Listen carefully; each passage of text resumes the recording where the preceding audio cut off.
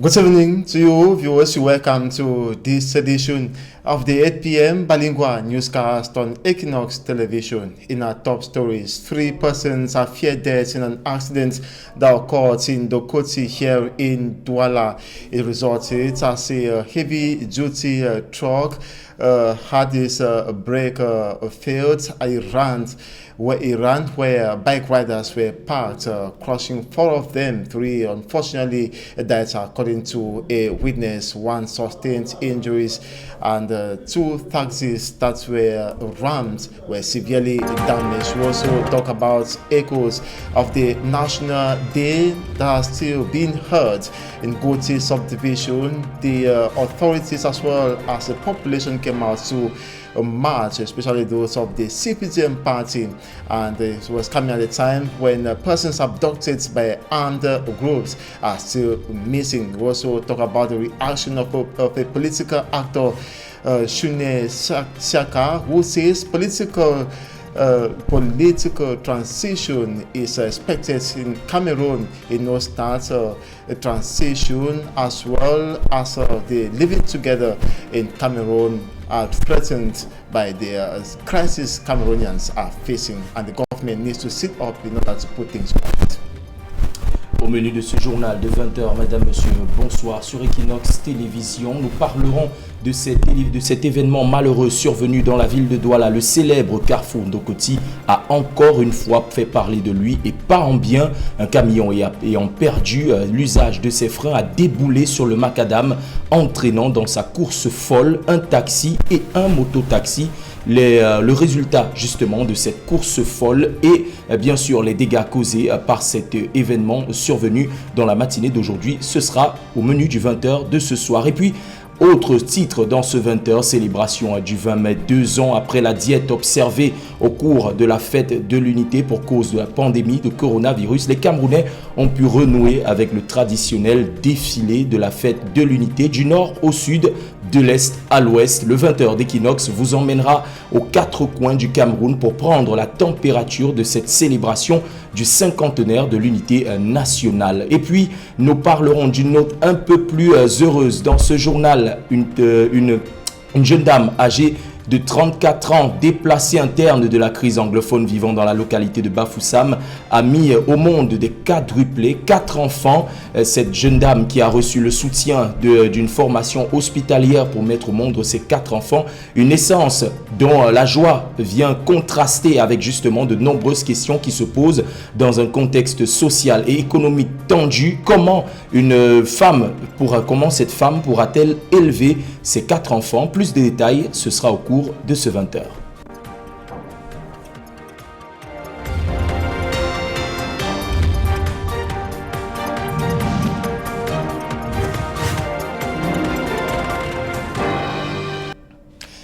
Une fois de plus, bonsoir et merci d'honorer de votre présence ce point de l'information du 20h sur Equinox Télévision.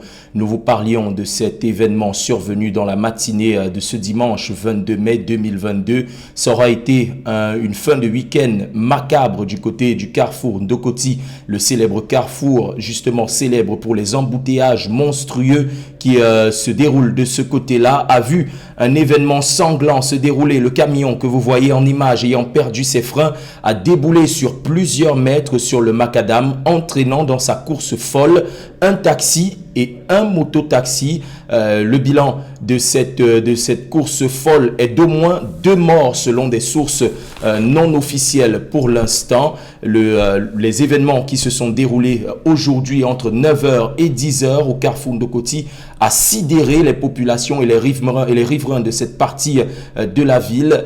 Un témoin justement oculaire donne sa version juste des événements qui se sont déroulés de ce côté-là et parle des conditions dans lesquelles se sont déroulés ces événements macabres. Le camion est venu en allure.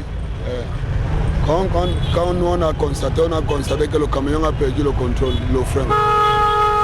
Quand on constate maintenant que le camion a perdu le frein, et il y avait aussi les benzines qui étaient là, qui venaient aussi monter.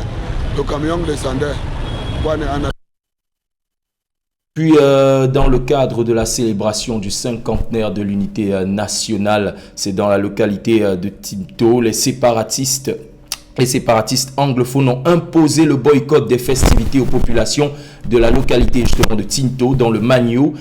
Cette célébration a été justement écourtée, à peine une demi-heure de défilé au milieu d'une population quasi absente.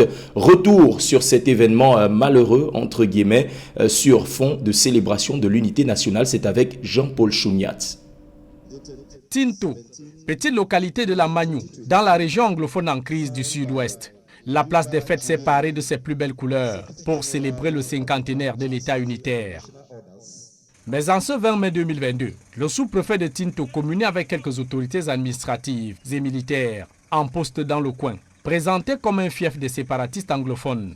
Ici, le mot d'ordre de zéro défilé du 20 mai a été suivi. Les populations, par peur de représailles, sont restées cloîtrées chez elles. Le sous-préfet Elive Mutombi Jr. passe en revue la poignée d'hommes en tenue présents pour le cérémonial militaire. Sur une place des fêtes déserte, les festivités du cinquantenaire de l'unité nationale durent 30 minutes chrono devant une tribune presque vide.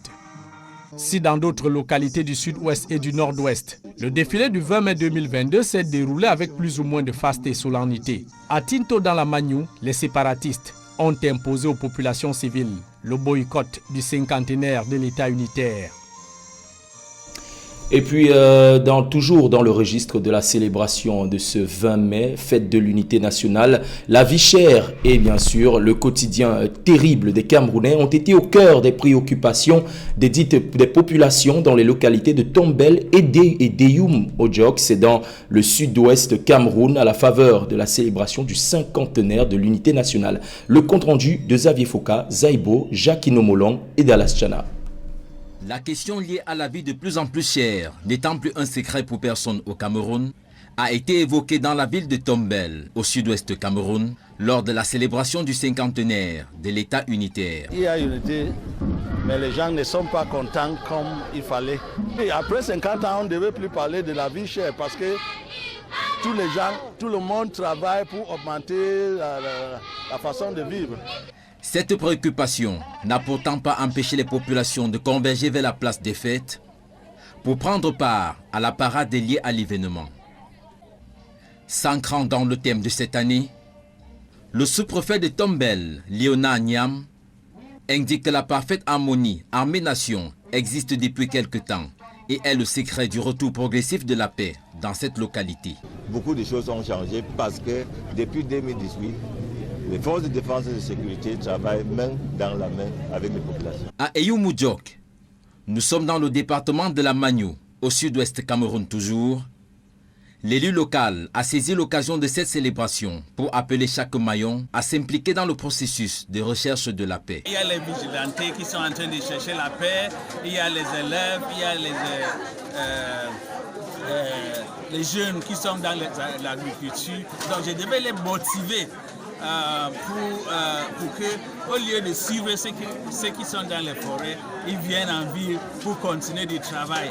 Et nous tous, nous sommes en train d'apprécier. Plus loin à Bafang, à l'ouest Cameroun, où cette célébration a été un véritable anniversaire, le représentant du clergé a saisi l'occasion pour exhorter chacun à renforcer le sentiment d'unité. Je voudrais souhaiter et surtout prier que cette unité et que cette fraternité que nous voulons pour l'ensemble de notre pays commence à s'implémenter, n'est-ce pas, dans des lieux précis géographiques. Et je voudrais que Bafang et l'ensemble de notre département soient un incubateur, n'est-ce pas, de cette unité et de cette fraternité. De part et d'autre, chants, danses, remise de médailles et autres décorations. Au nom du président de la République et en vertu des pouvoirs qui nous sont conférés, nous vous conférons le grade de chevalier de l'Ordre national de la valeur. Et surtout le défilé ont été au rendez-vous.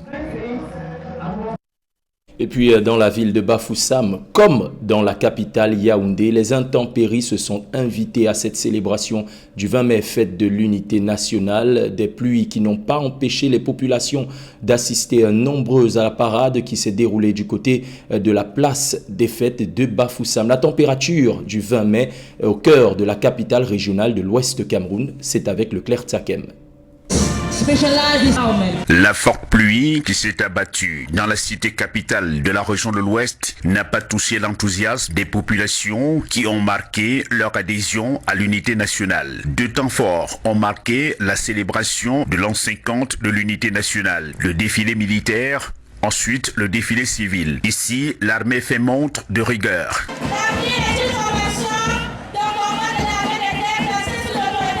Les élèves du primaire, du secondaire et les étudiants venus des 3 arrondissements que compte la MIFI battent le macadam.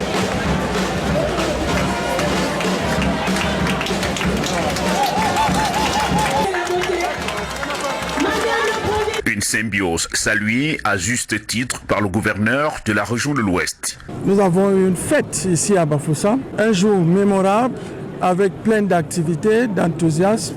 Les populations sont sorties massivement pour être témoins de ce jour d'histoire du Cameroun.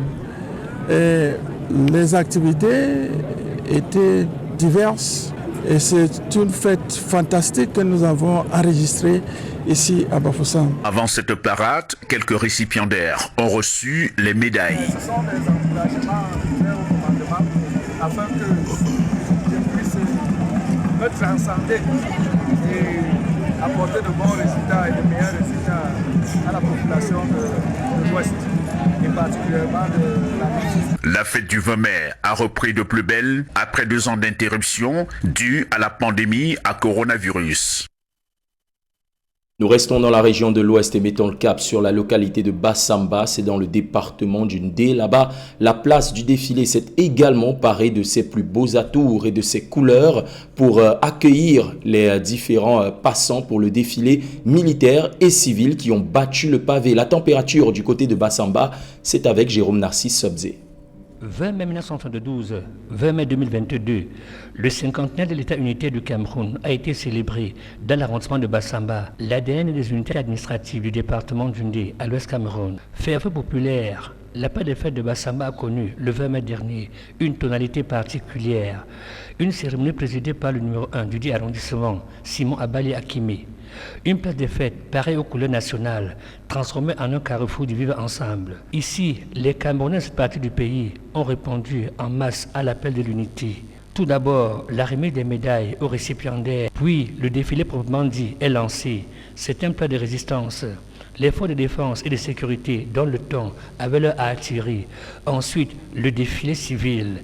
Les écoliers élèves ont fait preuve d'ingéniosité dans leur déploiement, chantant et brandissant des pancartes aux messages expressifs, excitant clairement à l'unité, à la paix et au patriotisme. La jubilation a été vue aujourd'hui, qui a commencé depuis lundi avec les activités sportives du lancement officiel. Mais l'apôtreuse aujourd'hui, vous avez vu que tout le monde est content, la fête était belle, tout le monde est sorti comme un salon.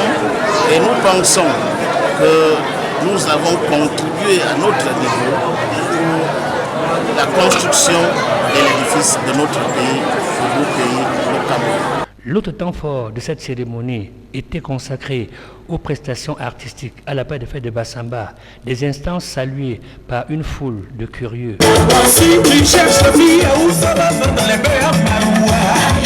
Sous le thème « Force de défense et de sécurité au service du peuple pour la préservation de la paix sociale et la cohésion nationale », les populations et forces vives de l'arrondissement de Bassamba ont le 20 mai dernier, au bout de 3 heures d'horloge, su montrer leur attachement à l'unité nationale.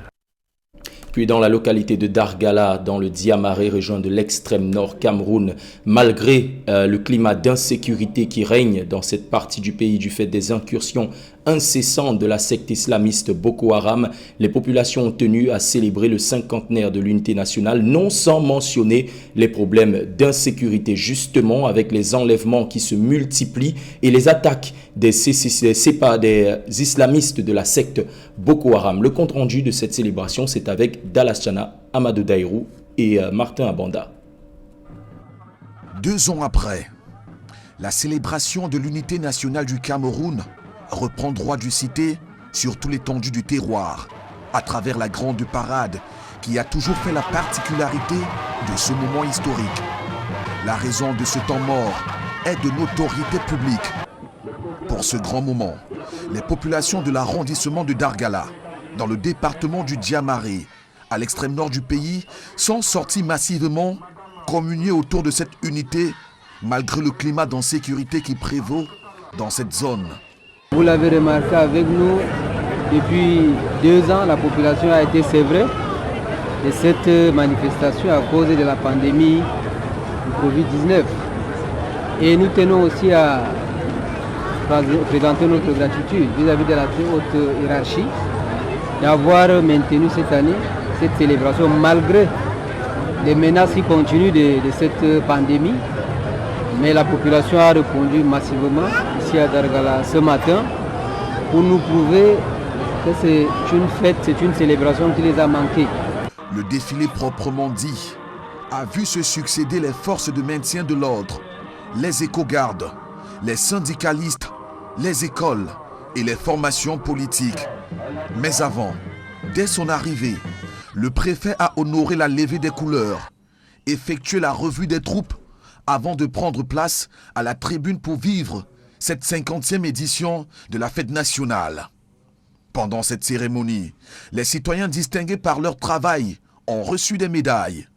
C'était l'occasion pour le préfet Idriss Saïd de témoigner sa reconnaissance aux différents acteurs ayant donné du leur pour la réussite de cette cérémonie. Ça fait pratiquement une semaine que les activités relatives à cette célébration ont commencé et nous pouvons remercier tous les acteurs qui se sont impliqués pour qu'on arrive à cette journée d'apothéose, que vous constatez avec nous que tout l'arrondissement de Dargala est ici ce matin pour magnifier cette fête de l'unité nationale. La fête dans cette région de l'extrême nord fut belle et les réjouissances se sont déroulées dans les différents quartiers.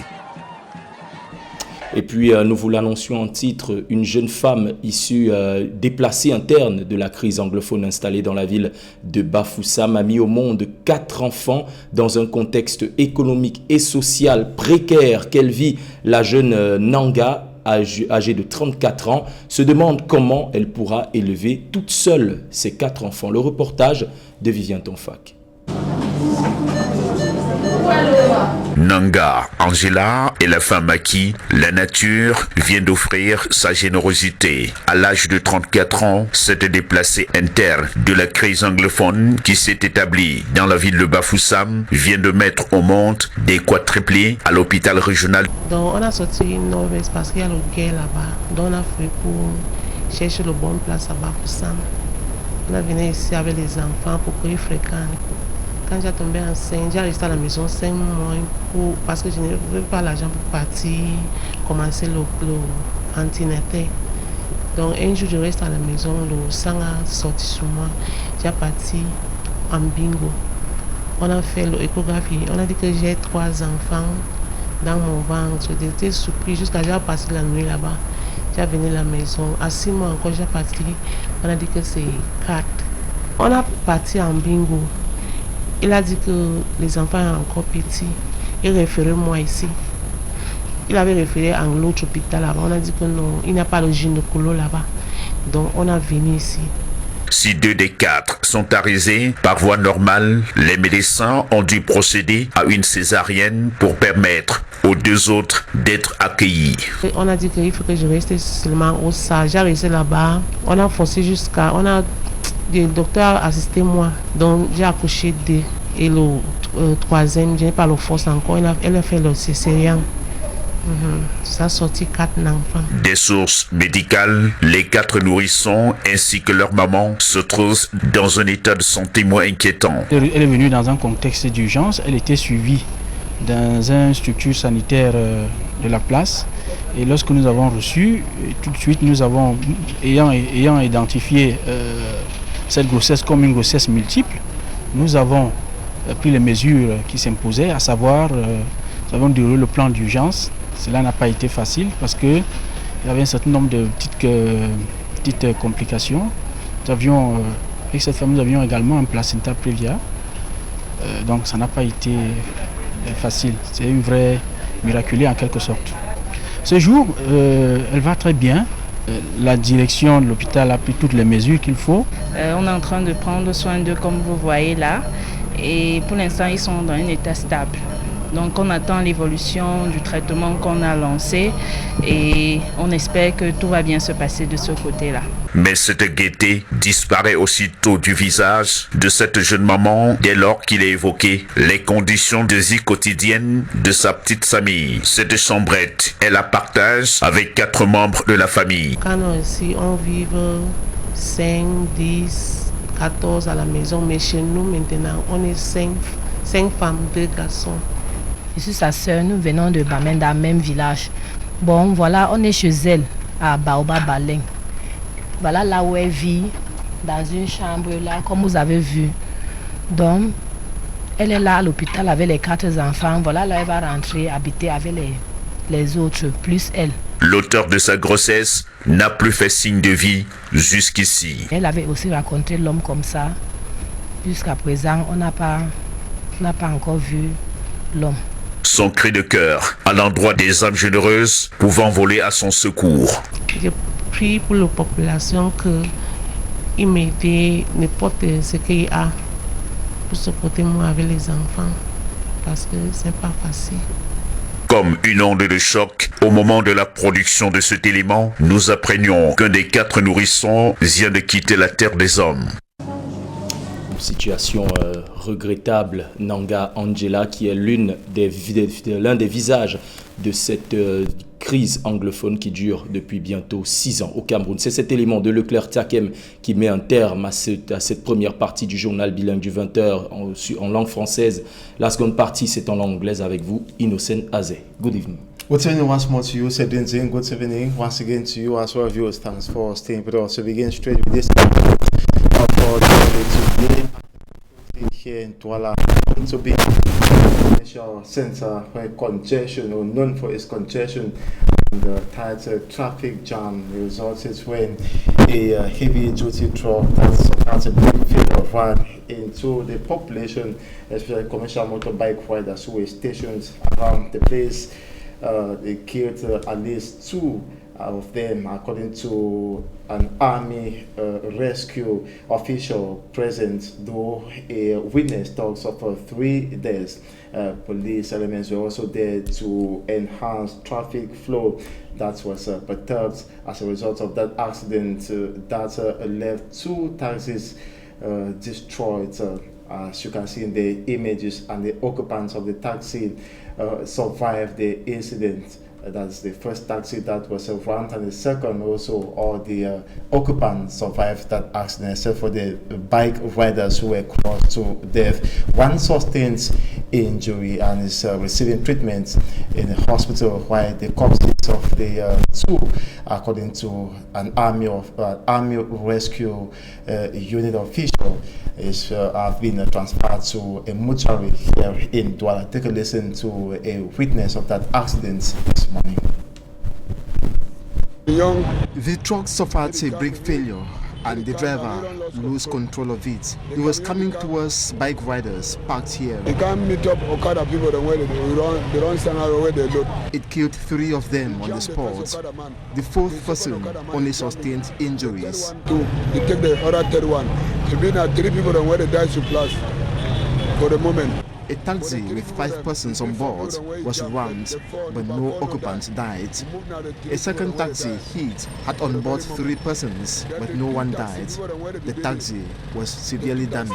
First taxi we get 4 people on board inside plus taximan BB5. The corpses of the deceased have been deposited in a mortuary. Where they be there for back, they don't get no problem.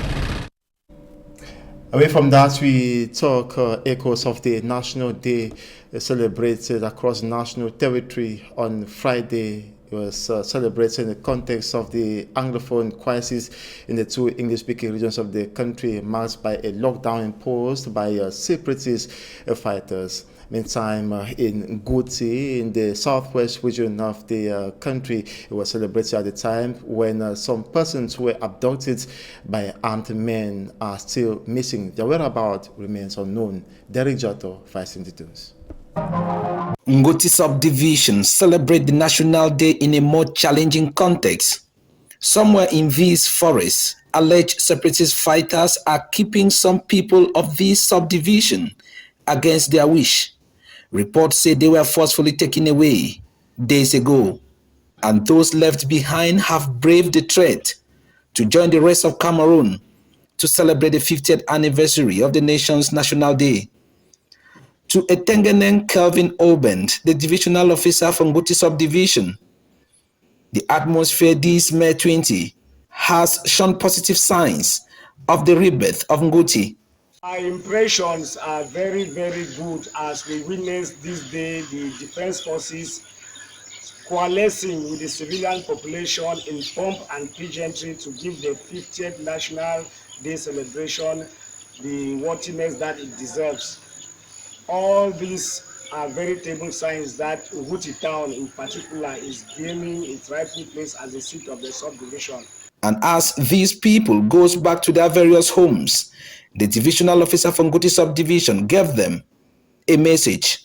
And my advice to the general population is that they should all come out as one man to denounce all the happenings that have been taking place and to advise the children who are in the bush to come out from the bush and turn a new page so that normalcy should return. The day was characterized by march past starting with the defense forces as the ritual requires. The Cameroon People's Democratic Movement, the CBDM, was the lone political party that participated here in Ngouti subdivision. And earlier, medals were awarded to some sons and daughters of Ngouti. A timid turnout for the National Day celebration, though the divisional officer says everything is it is hope that normalcy is gradually returning in Ngouti subdivision. If that was the case, how was it in Moyoka, in the southwest region of the country? Still, at least a good number of persons turned out to take part in the March past activities on May 20th. Derijato was there and now pins the situation there. The celebration of the 2022 National Day in the Anglophone regions was not only for the military to showcase the might of the nation, but the task was huge for them to be truly combat ready. Everyone is in the know of the graduation of the Anglophone crisis into an armed conflict, and a subdivision like Moyoka in Fako division of the Southwest region, one of the most hit by the war, also answered present and joined the rest of the nation to celebrate 20th May. To Tanya Risikinol, the divisional officer for Moyoka subdivision, it is an achievement. The day has been celebrated. All of us were witnesses, despite minor difficulties. But the goal has been achieved. Moyoka is gradually coming back to what it used to be. As Moyoka struggles to germinate from its own ashes, hoping to one day flower and bear fruit once again, Honorable Findi Stanley Mukondo, Member of Parliament for Fako East constituency, thanked President Paul Biya for his tenacity to keep Cameroon as one. The Moyoka people extend their gratitude to him and extend their support to him and say, President Paul Biya, we are grateful for having maintained our unity despite our diversity. Another noticeable feature this May 20, 2022 was the messages from political parties. From Moyoka subdivision, where only the Cameroon People's Democratic Movement, the CBDM, participated, to Limbe, where the Cameroon National Salvation Front party of Minister Issa Chiroma Bakari stood tall. The message was same, that of peace and unity. We are calling for Cameroonians to be united. We want love, we want hard work, and of course justice to prevail during this period. The 50th National Day celebration was celebrated all over the Southwest region, though many say the turnout was below average. Turnouts below average, not only in Moyoka, not only in Goti subdivision, but also in several communities in the two English-speaking regions of the country, marked by an armed conflict of 5 years old today. And the authorities are still nursing hope for normalcy to return so that future national days will be celebrated with massive attendance of the population of these two regions, like was before starts of the Anglophone crisis. And the situation is still disturbing regarding the need for persons to show up and participate in the National Day celebration. And in the two English-speaking regions of the country, it should be noted, was a lockdown operation that reigned, but disturbing persons from going out to participate in the National Unity Day activities. And now we spoke to a political actor why national unity today is threatened. He says that national integration and unity is a living reality in Cameroon, but for the fact that it is abused by a faction of the Biya administration, and this needs to be addressed. Take a listen to him in this excerpt. He is Shune Siaka, a political actor. Anglophones have been overlooked is an overstatement. I am one of those who believe that national unity and integration is a reality, but it has failed in its implementation. Like Joseph II of Austria, who proposed an epitaph on his grave before he died, that here lies a man whose intentions were pure, but has the misfortune to see all his plans miscarried. I want to say that our forefathers who initiated this national unity and integration to bring East and West Cameroon together had pure and genuine intentions. But those of them who have gone to the land of our forefathers, where they are lying, they should be regretting a lot, because I want to agree with you that their intentions were pure. But what is actually transpiring now is not the best as they expected it to be. I won't say that 20 to 50 years of slavery. Why? I think that national unity and integration has been a reality, but it has some shortcomings. Shortcomings in the implementation of the 1961 Federal Constitution, which gave all the two parties equality. We came in as two equal partners, but along the line we see that the Anglophones at some point in time have been treated like second-class citizens in this state, not by the government or the parliament of this nation, but by some unscrupulous civil servants of the Francophone descent, who always think, and some of them even think aloud, saying that les Anglophones, giving us the impression that Anglophones are second-class citizens in this country. But what brought us together gave us equal status. And as a matter of fact, we have had a lot of Francophones who have strived and served this government in good faith and worked towards its progress. I would say that from 1961 to now, Cameroon has gone a way forward in terms of infrastructural development, in terms of political development, in terms of human rights and what have you. But we still have shortcomings because we have not yet attained the level that our forefathers expected when they were coming into this union. And to this effect, I think that much still has to be done by our government to make sure that all the two parties feel comfortable on the table. We listened there to a political actor, Shunye Siaka, speaking there on the National Unity Day. And now, away from that, we talk about fights against urban disorder and the careless dumping of waste materials by the population of the Douala 4 subdivision, notably those at Bonasama in drainage channels. And the mayor of the Douala 4 council, Mobi Mpa Heve Edwards, and the rest of his collaborators took to the street, also around the Bonasama neighborhoods, to ensure that the waste dump in the drains are cleared off in order to enhance the flow of runoff. I know that the dumping of waste in these drains have caused is a principal cause of floods in the Douala 4 subdivision, and also persons building haphazardly on the drainage channels. According to him, those persons will have their houses demolished anytime from now. Take a listen to him in this excerpt. Here at Bonasama, the Douala 4's administrative quarter, zones like this one really needs to be kept in a sanitary state. It is clear the drains are blocked by waste materials, reason why when it rains, everywhere is flooded.